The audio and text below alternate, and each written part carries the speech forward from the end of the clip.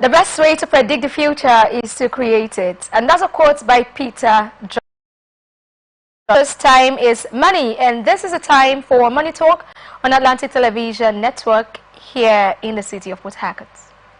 Good day, viewers, and welcome to a fresh television network. This is a network's medium of bringing the happenings in the economic sector of the society to our discerning viewers. This program is aimed at bringing to the doorstep of viewers the business and economic activities from all strata of society. The stock exchange of the world, news about government economic activities, private sector business activities, related to the experts' opinions, stakeholders' analysis, and the correspondent reports. Headlines: NNPCL postpones kickoff 6th time. By the end of the show, you can be rest assured of being informed accurately of financial activities around the world. I am your host, Wendy Aguma. We'll take a short break, and when we reach details, don't go anywhere.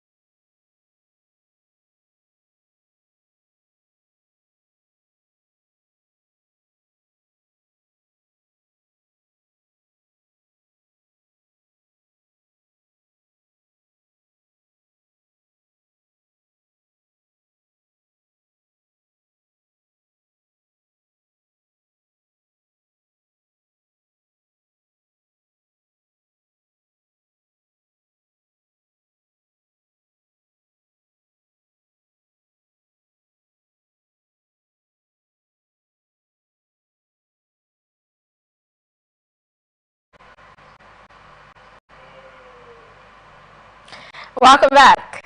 Now let's go into market reports, local and international business news for today. Port Harcourt Refining Company, a refinery under the management of the Nigerian National Petroleum Company Limited in Rivers State, has again failed to commence operations after about 6 postponements. It was observed that promises made to Nigerians by the Federal Ministry of Petroleum Resources and NNPC about the refinery have continued to witness multiple failures, while in December 2023, NNPC, which is in charge of all the government refineries, has given Nigerians different dates, assuring citizens that the refinery would begin the sale of refined products soon. In July, the group Chief Executive Officer of the NNPC, Mele Kyari, said the refinery would come into operation in early August, and in 2019, he said the NNPC would deliver all the country's 4 refineries before the end of former President Muhammadu Buhari's administration. And while appearing before the Senate recently in July, Kyari boasted that by the end of the year, the country will be a net exporter of petrol. Later in January, Kyari said the refinery was being tested and would be ready by the end of January. And during the second month of the year, the Shell Petroleum Development Company of Nigeria completed the supply of 475 barrels of crude oil to Port Harcourt refinery, raising the status that production was set to commence. This came a few weeks after NNPC said in January was seeking to engage reputable and credible operations and maintenance companies to run the Port Harcourt refinery. NNPC did not disclose whether or not it had secured bidders to run the refinery, while in mid-March, Kyari said the Port Harcourt refinery would commence operations in 2 weeks, and in April, the deadline passed. While the independent petroleum marketers said the facility would begin production by the end of July. Commenting on this, NNPC's Chief Corporate Communications Officer, Senaye, said regulatory approvals from international bodies were the only impediment stopping the operational commencement of the refinery.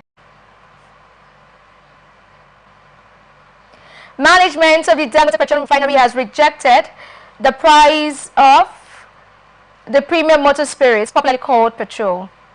The group's Chief Branding and Communications Officer, Anthony Chiejina, made this known in a statement while reacting to a report with the headline, "Marketers project 60 naira per litre for Dangote petrol," while the dealers under the aegis of the Independent Petroleum Marketers Association of Nigeria said they believe that the Dangote refinery will crash the price of petrols as it did with diesel. IPMAN National Vice President Ahmed Fashola said the $20 billion refinery would bring down the cost of fuel if it gets the needed support, especially as it has to do with crude supply, while the Nigerian National Petroleum Company Limited, which is the sole importer of petrol, has been selling to marketers at 570 naira per litre, but most IPMAN members buy from private depot owners at 700 naira and above. However, the Dangote refinery stated that it does not have any business deal with IPMAN and has never discussed the price of petrol with the oil marketers, and asked Nigerians and the general public to ignore the announcement, describing it as speculative. Nigerians are still struggling to get premium motor spirits, popularly known as petrol, as depots continue to battle fuel shortage, while many filling stations in Lagos, Abuja, Ogun, and other states are still shut down due to inability to access PMS. The scarcity is gradually affecting major and independent marketers, as other filling stations that used to dispense fuel in the past weeks are now under lock and key. While at a few stations where the product is available, marketers dispense a litre at prices between 700 naira and 1,000 naira. Some Nigerians on social media called on the Nigerian National Petroleum Company Limited. The fuel scarcity has not been addressed in the past 3 weeks. While in July 27th, when the NNPC blamed the fuel scarcity on a hitch in the discharge operations of a couple of the situation did not see any significant improvement, and the federal government did not deem it necessary to speak to the masses. From Berga to Ogudu, Iyanaworo to Lagos Island, Ikeja to Abule Eba, Apapa to Surulere and others, only a few filling stations open for business, while operators said though vessels are bringing imported fuel, the supply is below what the country needs to get rid of the current fuel crisis. Group Chief Executive Officer, Nigerian National Petroleum Company Limited, Mele Kyari, says the military and other security officials' efforts in the tackling crude oil theft and pipeline vandalism in the country are yielding positive results. According to the NNPCL boss, the renewed fight against the menace has yielded improved growth in the nation's crude oil production. Kyari disclosed this when he received the Chief of Defense Staff, General Christopher Musa, who led senior military officials to a courtesy visit to his office yesterday. A statement signed by the Chief Corporate Communications Officer, Olufumi Senaye, the NNPCL boss, while encouraging the military to sustain the war against oil theft and pipeline vandalism, said a new peak in production that we haven't seen in the last 3 years. He said the sustained efforts by the armed forces and other security agencies to protect our critical assets, particularly the pipeline infrastructure, in specific areas where we are working closely with these agencies, and the result transforming into increased production. Kerry also commended the CDS and his team for their unwavering commitment to securing the nation's critical hydrocarbon assets, especially in the Niger Delta region in recent months, emphasizing that these achievements are not only crucial to Nigeria, but also to the global energy community. He expressed confidence that the CDS and his team would deliver on the presidential mandate to mitigate security-related challenges affecting the nation's crude oil production. He claimed that increased production outputs was substantiated by the Organization of Petroleum Exports Countries, which obtains its production data from two sources: direct communication, that is from member countries, and secondary communication, such as energy intelligence platforms. Nigeria's average daily crude oil production has been seen on the rise. Nigeria's average daily crude oil production increased marginally to 1.307 million barrels per day in July, the Organization of the Petroleum Exporting Countries said on Monday. OPEC's figure is contrary to claims by President Bola Tinubu and the Chief Executive of the Nigerian Upstream Petroleum Regulatory Commission, Benga Komolafe, that the country's oil production has risen to 1.6 million barrels per day. OPEC in this monthly oil market report for August 2024 said Nigeria added an average of 30 barrels per day to increase its output from 1.27 million barrels in June to 1.30 million barrels per day in July. This is the announced act. On July 26, 2024, NEPRC's Komolafe disclosed that daily oil production barrels per day in July. Komolafe reviewed his two-day public hearing on oil theft. His words came weeks after the Commission announced that the average daily oil production for June was million barrels per day, 1.27 million barrels per day. However, OPEC said in its report that 1.3 million barrels per day for July was as received from OPEC member country, Nigeria, adding that it was based on direct communication. According to secondary sources, OPEC puts Nigeria's daily crude production at 1.38 million barrels per day in July, up from 1.36 million barrels per day.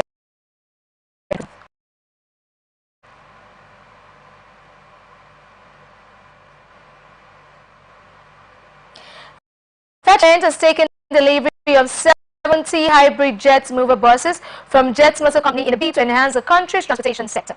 The Nigerian automobile in a statement said the buses, which operate on compressed natural gas and premium motor spirit, are expected to provide affordable and comfortable transportation for Nigeria.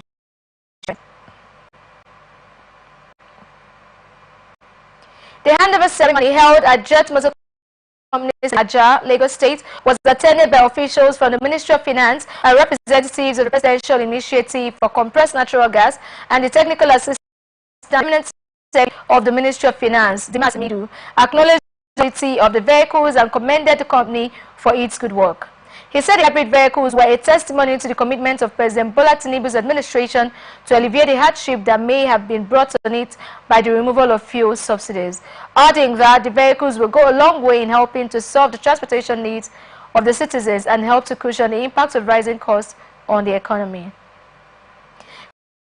He also government had awarded contracts for the CNG vehicles to different companies to deliver a different number of units, adding that Nigerians were becoming agitated and asking why they were not seeing these vehicles, stressing that the Ministry of Finance decided to have a tour of the factories and the facilities to see how soon they could deliver. The Managing Director of Jet Motor Company, Derek Ewelukwa, thanked the team for the opportunity to the delivery of an efficient and comfortable transport model to the citizens of the country, saying that each of the hybrid vehicles had two CNG tanks with a combined capacity of 222 liters of gas and capable of doing 300 kilometers, and a petrol tank with a capacity of 80 liters. Minister of Power Adebayo Adelabu has assured Nigerians of stable and sustainable power supply in all parts of the country. He said this in Calabar, the capital of Cross River State, on Tuesday when he paid an inspection visit to the Calabar power plant of Niger Delta Power Holding Company. Adelabu said that the federal government is consolidating on performing the power sector aimed at ensuring stability of power across the nation.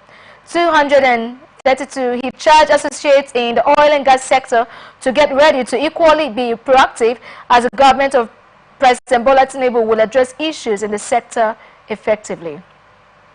He said the more talked about privatization of the plant to the Cross River State government for the Federal Privatization Council and the Federal Executive. For Power and Energy, Eka Williams said the state government is very ready and capable of taking over and efficiently running the firm, given the expertise available in the firm.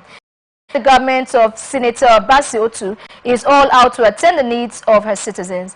Managing Director of the firm, Chiedu Ubo, said they are presently generating power to most of the South-South and the Southeast regions of the country. Federal government may forfeit 188.37 billion naira worth of revenue to the duty waiver grant for staple foods importation in 6 months. The Nigeria Customs Service said the country spent 3.82 trillion naira on the importation of wheat, beans, rice and maize between 2020 and 2023. The Controller General of Customs, Adewale Adeniyi, disclosed this at a press briefing in Abuja while speaking facilitating food trade through efficient custom best practices. A statement by the National Public Relations Officer of the service, Lahi Maiwada, the Custom Board, said the forfeiture represents the government's commitment to prioritizing food security as short-term revenue goals. On July 24, the federal government declared a 150-day duty-free import window for food commodities to ensure a reduction in food inflation in Nigeria, and the food commodities include maize, Hawkstown brown rice, wheat and cowpeas. The government also collaborated with states to expand the land cultivation across the country, including the government's suspended duties, tariffs and taxes for the importation of certain food commodities through land and sea borders, adding that the government's initiatives for addressing the nation's food security challenges have significant implications for the Customs Service. According to him, as the agency responsible for trade facilitation and revenue collection at the borders, the NCS finds itself at the intersection of these policies and their practical implementation, adding that the most immediate and substantial implication is revenue forfeiture, as the government is committed to making food more accessible and affordable for its citizens.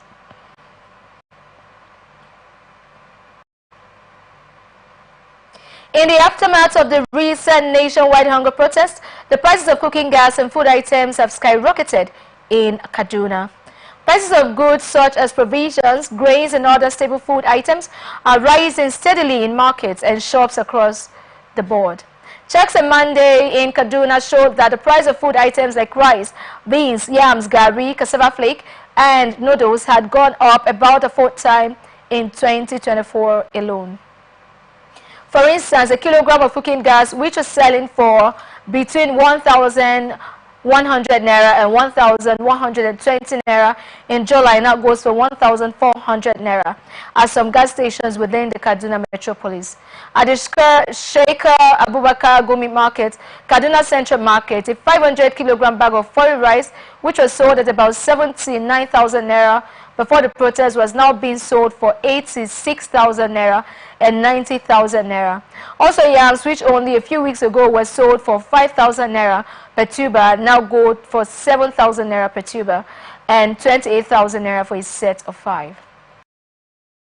Local measure of 8 cups of beans, previously sold for between 2,000 naira and 2,500 naira, now sells for 3,500 naira.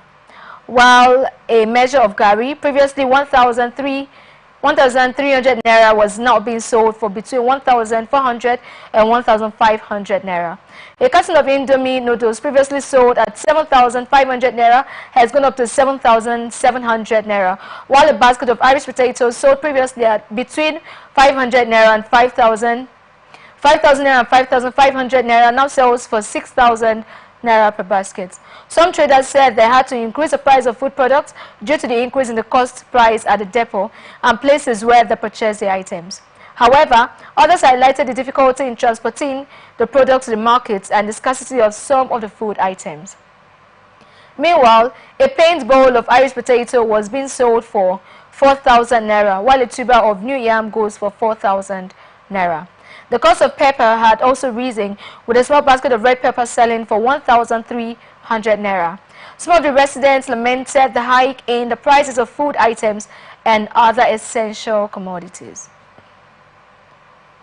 According to them, the prices of these items have skyrocketed about 50%, leaving them in a state of economic quagmire in the face of economic hardship and the low value of the naira.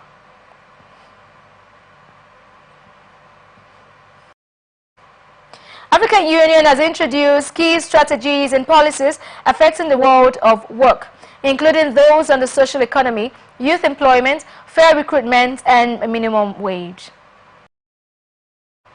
A statement by the African Union said it had in promoting social justice and employment opportunities across the continent by adopting the AU-ILO Youth Employment Strategy and the Fair and Ethical Recruitment Strategy for Africa, in addition to the Social Solidarity Economic Ecosystem, adding that those were all key results of the AU-ILO Joint Operation Plan, which draws on the AU's Agenda 2063 and the ILO Abidjan Declaration. According to the Union, its commitment to the social solidarity economic ecosystem was highlighted at the 5th Ordinary Session of the Specialized Technical Committee on Social Development, Labor and Employment, themed Promoting Social and Solidarity Economy Ecosystems, and resonated with the AU's mission, adding that the development of the AU 10-year Social and Solidarity Economy Strategy and Implementation Plan from 2023 to 2032 was a significant milestone in bolstering social solidarity economy ecosystem in Africa. Speaking at the STC meeting, ILO Assistant Director General and Regional Director for Africa, Fanfan Rayundo, said 23 countries and 34 social partner organizations across Africa are part of the global coalition for social justice, and I urge all those to follow suit. While the AUC and ILO would support AU member states in developing a sustainable financing mechanism, including domestic and external sources, in addition to the social solidarity economy ecosystem, the African Union said he had partnered with the ILO to develop the AU-ILO Youth Employment Strategy for Africa, also known as Yes Africa, was a comprehensive framework that aims to trigger structural transformation and change the world of work by creating decent jobs for all African youth, including 26% of young people in Africa, neither in employment, education, nor training. Transformative change is indeed needed to deliver a future in which they can harness their full potential. Nigerian Solidarity Support Fund has launched the Ignite campaign, an initiative aimed at training and mobilizing 1 million young Nigerians as healthcare advocates. The statement by the NSSF said the campaign, which commenced on July 15th and will run for 6 months, involved the initial training of 3,000 youths, while the campaign launch marked the beginning of the fund's ambitious journey to empower 1 million youth for healthcare advocacy by 2029. The Managing Director and Chief Executive Officer of the NSSF, Dr. Fejiro Woko, said the Ignite campaign represents a pivotal step in our strategy to create a healthier Nigeria. By engaging and training 3,000 young Nigerians and addressing the immediate need for healthcare advocacy and setting the stage for long-term change, adding that the goal is to empower the youth, fortify healthcare systems, and ensure every Nigerian has access to quality healthcare. She acknowledged that NSSF experience in protecting the most vulnerable during COVID-19 pandemic had eliminated the significant gaps in Nigeria's public healthcare systems, adding that Nigeria deserves better, and NSSF has added to give young Nigerians a platform to participate in creating the Nigerian healthcare system of a dream through advocacy. The success of previous when Niger event has transformed into a community for young health advocates to receive peer mentorship and bridge the gap between awareness and action. And those efforts target young apathy in healthcare and aim to tackle sectoral challenges, while they equip young advocates to bridge the gap between awareness and action.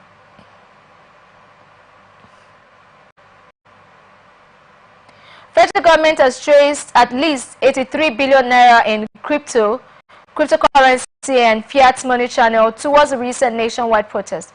They include $50 million of cryptocurrency, $38 million of which are blocked in 4 cryptocurrency wallets, and 4 billion naira contributed by various political actors in Abuja, Kanu, Kaduna, and Katsina. And this was part of a presentation by the National Security Advisor, Nuhu Ribadu, at the inaugural meeting of the Council of State convened by President Bola Tinubu at the Aso Rock Villa, Abuja. According to multiple sources with knowledge of Tuesday's meeting proceedings, Ribadu, who presented on the topic the nationwide protest as it affects national security, also revealed that an European has been identified as a mastermind of the proliferation of foreign flags during the protest and will soon be declared wanted by the police. In his presentation, the NSA said the government was able to trace $50 million to crypto wallets that were made as donations to the protest, and they succeeded in blocking 4 of those wallets containing $38 million. And also found that some political actors contributed 4 million naira to fund the protest. The council comprises the president, who serves as its chairman, the vice president, all former presidents and heads of state, all former chief justices of Nigeria, the senate president, the speaker of the House of Representatives, the attorney general of the federation, the secretary to the government of the federation, and all the state governors. Former presidents Goodluck Jonathan and Muhammadu Buhari attended the inaugural council meeting, while former heads of state General Yakubu Gowon, retired, and General Abdulsalami Abubakar, retired, joined virtually alongside governors of Abia, Adamawa, and Akwa Ibom State, while former President Olusegun Obasanjo and former head of state General Ibrahim Babangida, retired, did not attend the meeting. Economic and Financial Crimes Commission has support the Nigerian Education Loan Fund. The Anti-Graft Agency disclosed this when the fund's managing director, Akintunde Sawyer, led its management team on a courtesy visit to the EFCC headquarters in Abuja, adding that the fund, an initiative of the President Bola Tinubu-led administration, was designed to provide funding for the education of indigent students. He said the youths constitute the most populous, restive, but neglected segment of our population. President Tinubu identified these as a major problem and put in place a major solution to address the issue, while in his remarks, the chairman, Ola Olukoyode, recommended President Tinubu for the initiative, which he described as a policy issue against crimes. He also said the lack of parents' educational support was a contributing factor to children's involvement in financial crimes, and advised the now fund management team to ensure transparency. According to him, would assist in the fight against corruption. Olukoyode tags the report on the disbursement of the money to the EFCC while stressing his commitment to ensure the $50 million naira donation is looted, and called on Nigerians to ensure success of the fund initiative and that of the Tinubu-led administration. We are open for advertisement, bookings, and commercials. And you can connect to us and watch us on ATN Socials, Facebook, and YouTube, Atlantic Television Network. Instagram and TikTok, Atlantic Television Network 1, X, formerly Twitter, Atlantic TV Net. Watch us live on our website, atlanticnetwork.tv. Some of the Nigerians' biggest manufacturers have seen their losses reduced in the second quarter of 2024, largely on the back of a drop in the finance costs, including foreign exchange costs and other measures taken to stay afloat. This respite comes after years negatively impacted the operations of many businesses and also created uncertainty in the country's microeconomic environment. A financial statement of 12 listed consumer goods firms shows that the combined loss of International Breweries PLC, Nigeria Breweries PLC, Nestle Nigeria, and Dangote Sugar Refinery PLC narrowed to 222.5 billion naira in the second quarter of 2024 from 331.4 billion naira in the previous quarter. But on a year-on-year count, the loss widened from 212.9 billion naira. Further analysis of the statements revealed that the 12 manufacturers posted a combined revenue of 2.48 trillion naira in Q2, 13.2% higher than 2.19 trillion naira in Q1, while Femi Abeshola, national president of the Association of Manufacturers, said in Q1 it was difficult FX from its regular banks, but now is available in the regular banks, which help to control the rate. Eboshola said international investors are returning due to some stability in the economy and that manufacturers are getting funds from international investors and not just banks. Some stability in business planning, and the government has also given a lot of tax incentives, especially for manufacturers, and also the reversal of some levies has boosted the stability in the economy. While the intervention fund that the government promised some tranches of it have also increased the liquidity of some of the manufacturers.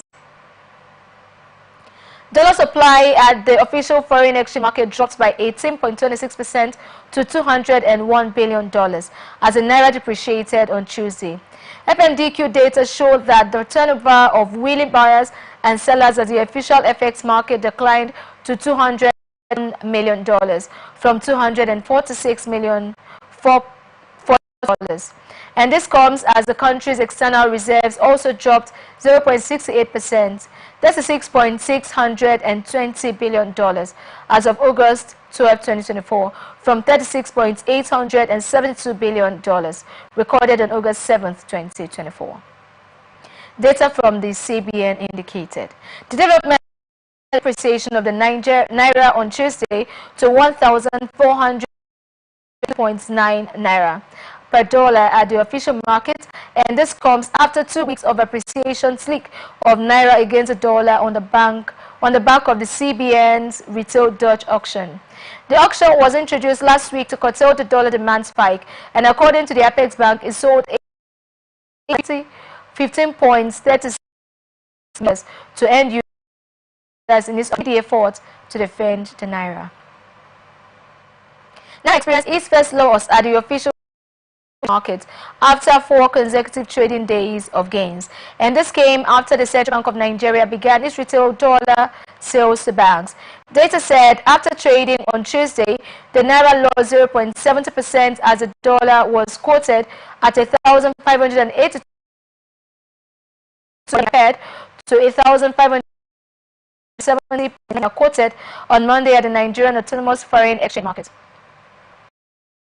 Appreciated by 2 naira per dollar to close at 1,598 naira per dollar on Tuesday, as against 1,600 naira close on Monday on the parallel market, also known as a black market.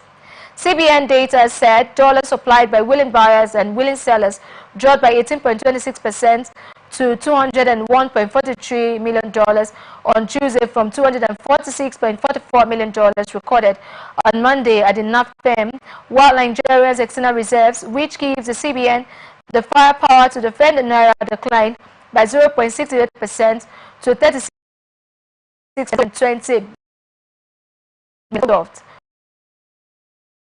872 on August 7, 2024. External reserves increased to $37.88 billion as of July 15, 2024. $4.76 billion as of end of June 2024, as development that will further sustain the current exchange rate stability segment with positive implications for domestic prices. Bala Mod Bello, member of the Monetary Policy Committee, in his personal statement at the last meeting in July 2024. He said it is essential to maintain exchange rate stability to ensure stable prices, given the significant impact of exchange rates passed through on import prices and inflation, adding that the central bank has made substantial efforts to stabilize the foreign exchange market, which has led to increased foreign portfolio investment inflow and a reduction in exchange rate volatility. stressing that in addition to current measures being taken by the bank, medium and long-term strategies are being explored to ensure that the exchange rate settles at a market-determined equilibrium level. New report by PwC in Nigeria says about 67% of micro, small and medium enterprises in Nigeria have experienced decline in demand over the past 2 years due to rising inflation. The report titled Building Resilience, Strategies for Micro, Small and Medium Enterprises in Nigeria, Success in a Changing Landscape, surveyed 567 micro, small and medium enterprises in Nigeria across 13 sectors and 29 states in Nigeria. It explored the operations, microeconomic conditions, financing and fiscal environment of MSMEs in Nigeria. The report said micro, small and medium enterprises in Nigeria are vital contributors to economic growth. However, they are operating in a challenging macroeconomic environment, while the findings for the survey reveal that a significant majority of 67% of micro, small and medium enterprises in Nigeria have experienced declining demand over the past 2 years, while about 38% of respondents said the high cost of product is a major cause of the decline, and 36% highlighted that the low purchasing power of consumers is another cause. Additionally, 12% noted that consumers were switching to alternative products, and 10% attributed the decline to changing consumer preferences, while the challenges are compounded by macroeconomic headwinds such as inflationary pressures, currency depreciation, and slow economic growth. And the inflation rate in Africa's most populous nation soared to a record high in June 2024, reaching 34.19%, probably driven by rising food costs, according to the National Bureau of Statistics. Despite this, the Central Bank of Nigeria expects inflation to ease to 21.4% by the end of 2024, within a range of 19.84% and 25.35% from 28.92% in December 2023, putting a further rate hike in focus, while the micro, small and medium enterprises in Nigeria sustain inflationary pressure due to the pass-through effects of rising international oil prices, domestic energy costs, and exchange rate pressures. Nigerian banks' non-performing loans referred to as bad loans fell to 3.9% in June 2024 compared to 4.8% in April 2024. Members of the Central Bank of Nigeria Monetary Committee disclosed these in their personal statements at July's 296th MPC meeting recently released by CBN. Bala Bello, a member of MPC, said that the decline in non-performing loans showed improvements in industry risk management practices and implementation of regulatory policies to manage bad loans, such as East Global Standing Instruction and GSI policy.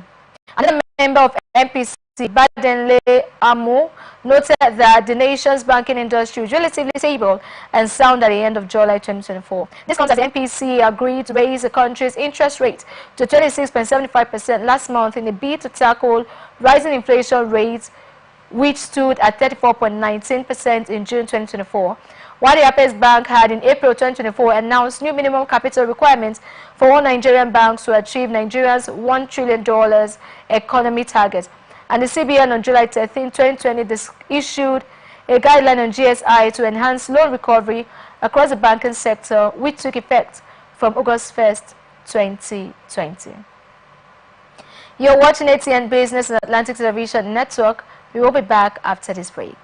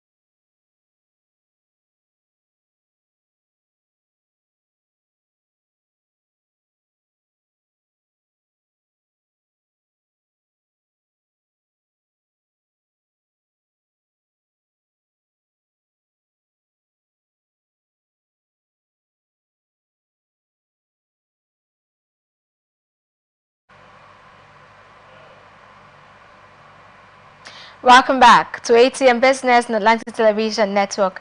Now to the rest of our stories.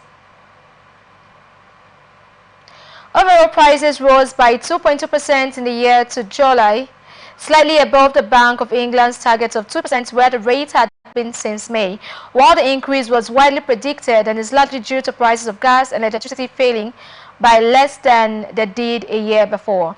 The largest figures mean that prices are now rising faster across the UK than in previous months, but still at a slower pace than in 2022 and 2023, when households were hit especially hard by higher energy and food bills. Grant Fitzer, chief economist at the Office for National Statistics, said inflation ticked up by a little in July, as although domestic energy costs fell, they fell by less than a year ago and was partially offset by hotel costs, which fell in July after strong growth in June. Inflation, which measures the rate at which prices rise, surged to 11.1% in the wake of the Ukraine war and pandemic-related supply chain crunches, driving up the cost of living for millions, and had been steadily falling until June, as the Bank of England increased interest rates to dampen consumer demand. The bank expects inflation to rise further this year before falling back again, while another set of inflation figures such as employment and wages data will be released before its next rate-setting meeting in September. Protests in holidaying hotspots across Europe have been triggered by tensions over mass tourism, with locals claiming overwhelming number of visitors are harming their way of life. But climate change means more visitors are expected to escape rising temperatures on the continent and instead head towards cooler climes for trips away, and changing global temperatures are having an impact on Wales' tourism industry. Following protests by residents in places like Barcelona, Majorca and Venice in response to over-tourism, could places like Wales be at risk of becoming overwhelmed, like Linda Osti, a senior lecturer in tourism management at Bangor University, said Wales could indeed experience over-tourism if visitors' number continue to grow. I think that the key to avoiding conflict with locals is to find solutions which benefit both people living in areas and the people visiting them. She also said there is no sustainable or regenerative tourism without host communities, and stressed the need to create cooperation and make sure that tourism is profiting every member of the economy, of the community. Osti said the term over-tourism was first coined by a journalist discussing Iceland in 2016, where the international tourism arrived in Iceland and there was a resentment of local people against tourism, so hopefully Wales would be acting before we get to that point.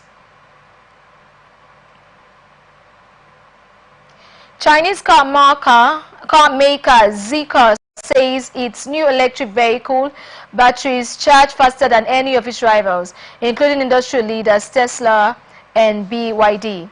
The firm claims its upgraded batteries can be charged from 10% to 80% capacity in 10.5 minutes using its ultra-fast charging station. And in comparison, Elon Musk's Tesla says a 15-minute charge allows its Model 3 to cover 175 miles, 282 kilometers, a little under half the car's full range. Zeekr's 225 007 sedan, which will be available from next week, will be the first vehicle to have the new battery, and the battery performs well even in cold weather, charging from 10% to 80% of its capacity in less than half an hour at temperatures as low as 10 degrees Celsius. Tulip founder and managing director of consultancy firm Sino Auto Insights said Tesla charging technology is not industry leading anymore and has not been for some time. But more importantly, even if it's not the fastest charging EV battery, being one for the fastest is still quite a leap for them. In May, Zeekr shares started trading on the New York Stock Exchange, marking the first major U.S. market debut for a Chinese company since 2021.